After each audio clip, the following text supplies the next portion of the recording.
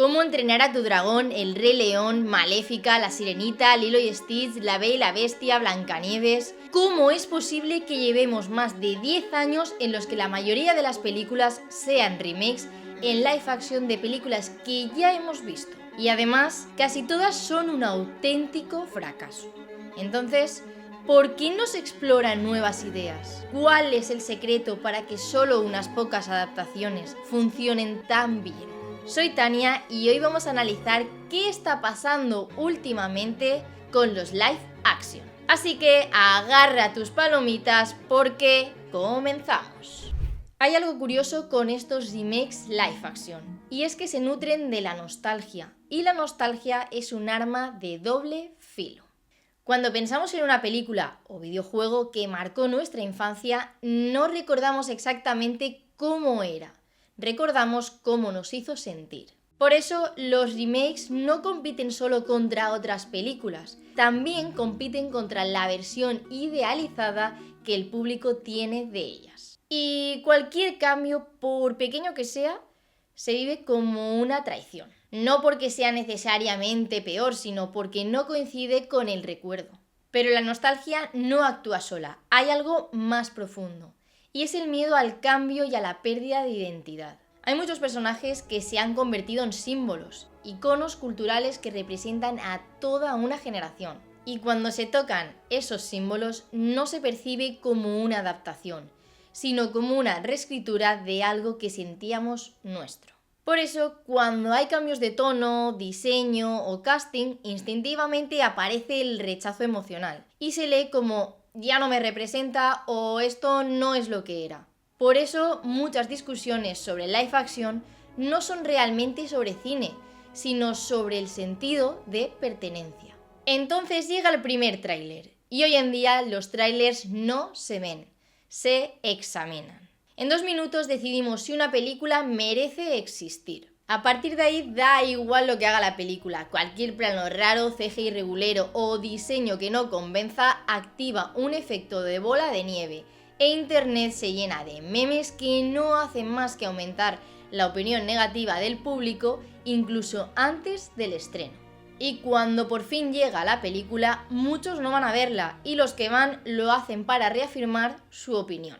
La parte peligrosa de jugar con la nostalgia es que tienes muchas papeletas de que haya un rechazo inicial enorme. Entonces, ¿qué decisión toman los estudios para asegurarse de que todo les va a salir bien? Hay una frase que se repite mucho cuando se anuncia un live action. Mientras sea fiel al original, estará bien.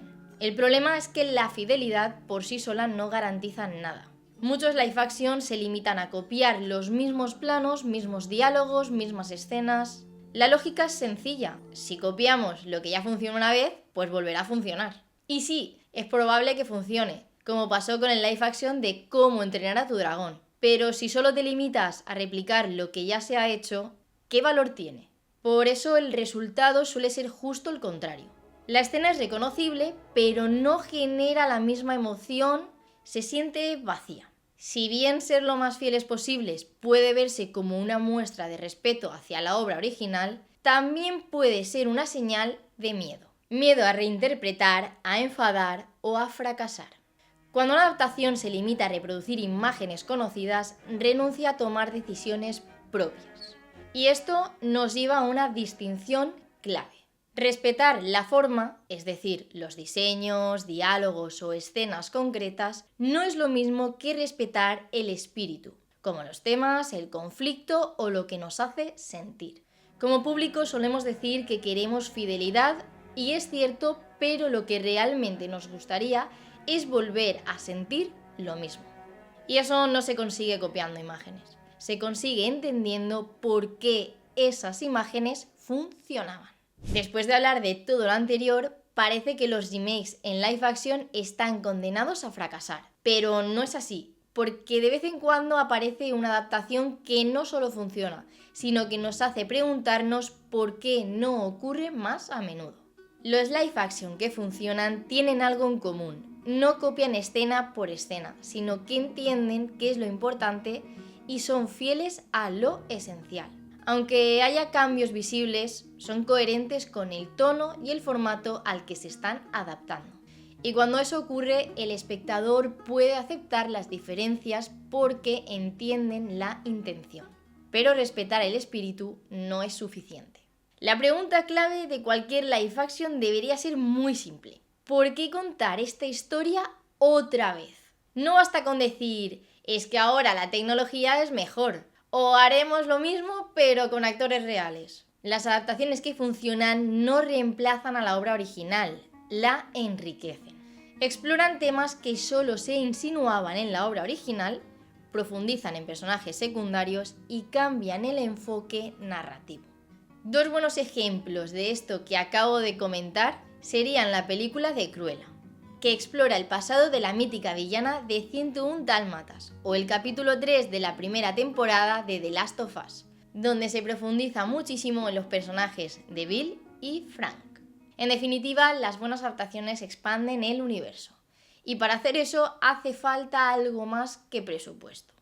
Detrás de casi todos los live action que funcionan hay una voz reconocible, un director, un showrunner o un equipo con una visión creativa clara.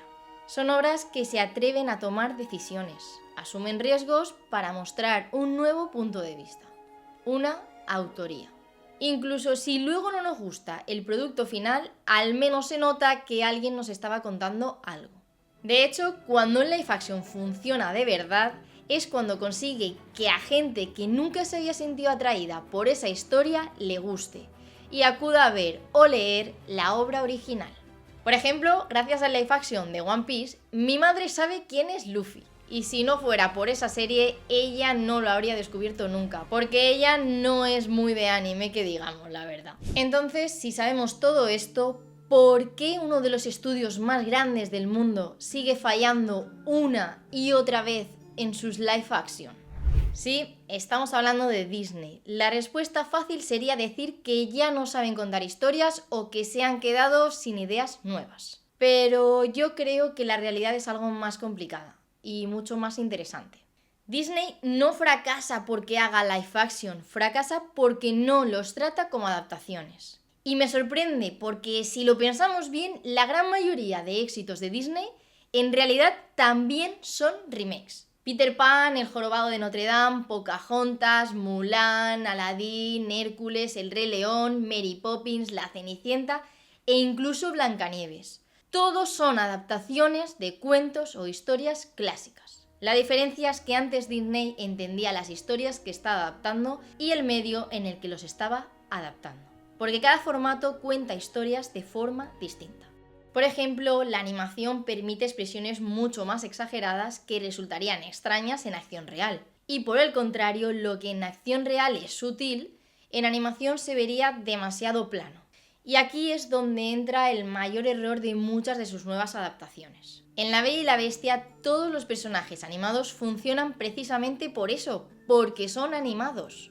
Sin embargo, en la versión realista del live action pierden toda esa expresividad. Por muy hiperrealista que se vea todo, eso no tiene por qué significar que vaya a funcionar mejor.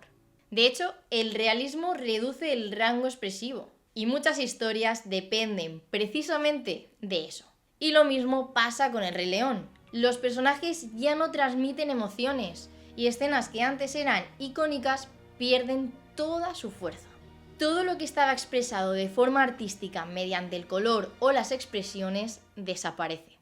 Y sin embargo, cuando intentan innovar y rehacer una historia, la cambian tanto que resulta casi irreconocible. Y justo eso fue lo que pasó con el live action de Mulan. Cambiaron tantas cosas para contentar al público chino que se olvidaron de su público potencial y destruyeron todo lo que había hecho grande a su película animada. Entonces, la pregunta inevitable es, ¿qué haría falta para que los remakes de Disney funcionaran? Disney no necesita dejar de hacer live action, necesita empezar a hacer adaptaciones como lo hacía antes. Necesita entender qué cambiar y qué respetar. Necesita asumir riesgos y reinterpretar sus películas con una nueva visión artística. Pero Disney no es la excepción. Es el síntoma más visible de un problema mayor. El remake no es un invento moderno. El cine siempre ha hecho nuevas versiones de las mismas historias. De hecho, te dejo por aquí un vídeo en el que explico por qué la mayoría de películas se basan en los mismos argumentos. Existen infinidad de versiones de Drácula, de Frankenstein, de Batman, de Superman, de Spider-Man. Y dentro de poco se estrena La Odisea de Nolan, que anda que no se habrá contado veces la historia de la Odisea, con lo antigua que es. Y también vamos a tener nuevos live actions como el de Vaiana y el de Enredados.